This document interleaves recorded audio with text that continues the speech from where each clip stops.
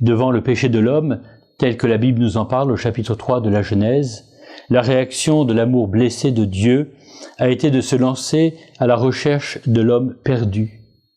Le Seigneur ne pouvait se résoudre à abandonner celui qu'il avait abandonné. Il ne pouvait se résoudre à laisser cet homme dans sa situation de mort, de solitude, d'abandon. Et s'il est un homme, au début de l'histoire du salut, qui semble résumer toutes ces situations de l'homme pécheur, c'est bien cet Abraham.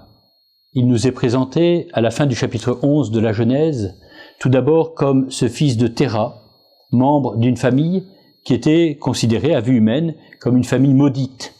D'abord, un fils meurt avant son père, l'itinérance de cette famille est interrompue.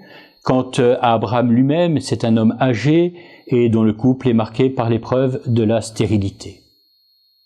Or, c'est à cet homme-là qu'une parole va être donnée. Et c'est comme cela que l'histoire du salut commence.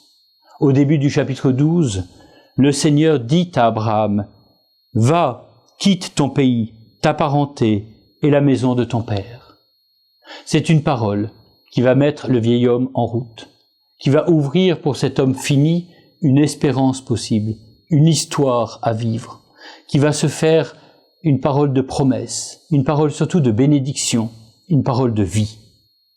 Et voilà que cet homme fini va devenir le commencement de l'histoire du salut. Que cet homme, sans descendance possible à vue humaine, va devenir le père de tous les croyants. Alors, à la suite du patriarche, mettons-nous à l'écoute de cette parole de Dieu qui vient nous rejoindre quotidiennement. Le Père nous adresse une parole semblable, une parole de vie, de bénédiction, de fécondité, une parole qui ouvre un chemin, une parole qui est capable de nous mettre en route. Le texte du chapitre 12 de la Genèse précisait qu'Abraham s'était mis en route sur la parole du Seigneur.